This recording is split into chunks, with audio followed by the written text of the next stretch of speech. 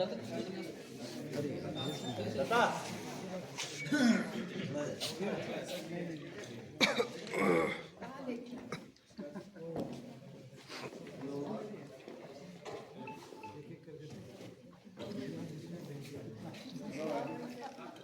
आकाशवाणी हर वर्ष गणतंत्र दिवस के उपलक्ष्य में सर्वभाषा कवि सम्मेलन का आयोजन करता है।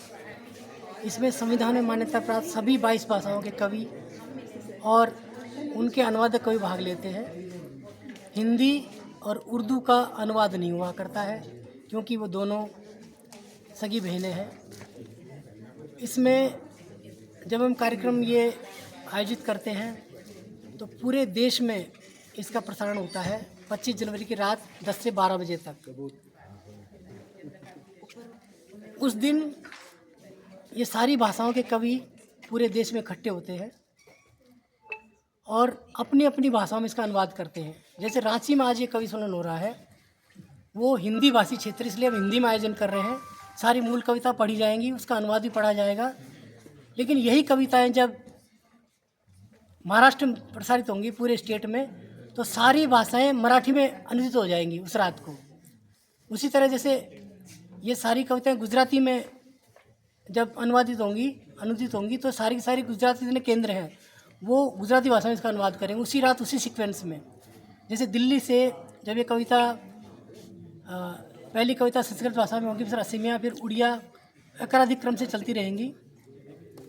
तो यही कविता इसी क्रम में जब बंगाल से, पश्चिम बंगाल से प्रसारित होंगी, सारी कविता बंगला में अनुदित हो जाएंगी।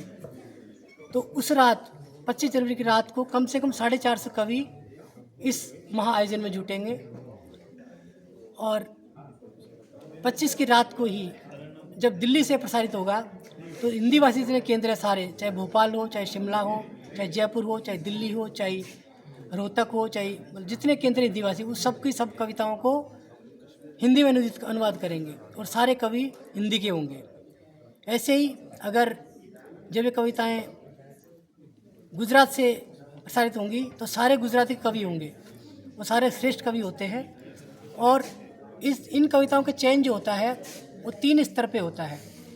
हर केंद्र पे जो एक अच्छी कविता होती है उस केंद्र की कविता स्टेट के केंद्र को भेजी जाती है। जैसे अहमदाबाद में एक मीटिंग होती है, गुजरात के जितने केंद्र हैं वो सारे केंद्र सारी कविताएं अहमदाबाद को भेजते हैं। उसमें से एक श्रेष्ठ कवि का चयन होता है, सिर्फ एक कवि का। वो कविता फिर दिल्ली आती है, फिर दिल्ली एक जूरी बैठती है और जूरी उसको देखती है और फिर उसको फाइनल करती है। अगर वो कवि ठीक नहीं है तो फिर उसकी दूसरी कविता दूसरे कवि को स्टैंड बाय को बुलाया जाता है। तो एक तो लोकल लेवल पे होगी, फिर स्टेट लेवल पे होगी, फिर केंद्र लेवल पे होगी। इसी तरह अनुवाद जो कवि हैं, अनुदित कवि हैं, अनुवाद करने वाले, उनका चयन भी इसी दौर से गुजरता है। पहले क्षेत्र पे, फिर स्टेट पे और फिर केंद्र पे। कितने बजे से शुरू होगा और कितने बजे तक चलेगा ये इसकी रिकॉर्डिंग हम कल कर रहे हैं रांची में और कल ये 3 बजे शुरू हो जाएगा और कम से कम 7 बजे तक चलेगा। 8 ही बज सकते हैं। लेकिन प्रसारण इन कविताओं का प्रसारण एक ही दिन एक ही समय पर होगा, 25 जनवरी की रात को 10 से 12 बजे तक। मुख्य अतिथि में कौन रहेंगे जी? संभावना है, हालांकि हमने बात की थी पर वो व्यस्तता के कारण नहीं बात, पर VC आके हैं वो मुख्य अतिथि रहेंगे। चलिए परिचय दे दीजिए आप कैमरा के लिए अपना। जी, मैं राम अवतार बैरवा, आकाशवाणी दिल्ली में कार्यक्रम अधिकारी हूँ। लेकिन रांची को ये अवसर मिला है, ये सुखद अवसर है हम लोगों के लिए कि ये कार्यक्रम हम लोगों को पर ये विश्वास किया गया कि रांची में हम लोग ये आयोजित कर सकते हैं। और तमाम जो यहाँ के कविता प्रेमी लोग हैं रांची के, वो तमाम इसमें आमंत्रित भी हैं। सब लोगों को आमंत्रण मिल चुका है। यह कार्यक्रम 3 बजे से शुरू होकर के कम से कम ये 4 घंटे चलेगा, क्योंकि कविताएं पढ़ेंगे, फिर उसके जो अनुवादक कवि हैं वो उसका अनुवाद पढ़ेंगे, तो निश्चित रूप से थोड़ा समय लगने वाला है। लेकिन हमें उम्मीद है कि जो रांची के कविता प्रेमी लोग हैं वो निश्चित रूप से इसमें उपस्थित होंगे। इसीलिए हम लोगों ने ये विश्वविद्यालय के जो ऑडिटोरियम है, ये जो सभागार है, उसका चुनाव किया है ताकि विश्वविद्यालय के छात्र इसमें ज़्यादा से ज़्यादा भाग ले सकें, युवा ज़्यादा से ज़्यादा भाग ले सकें, क्योंकि ये कार्यक्रम युवाओं को समर्पित है। आप देख रहे हैं बाहर में भी बैनर आप देखेंगे, उसमें युवा स्वर लिखा हुआ है, और जितने कवि हमारे आ रहे हैं उसमें सब लोग युवा हैं।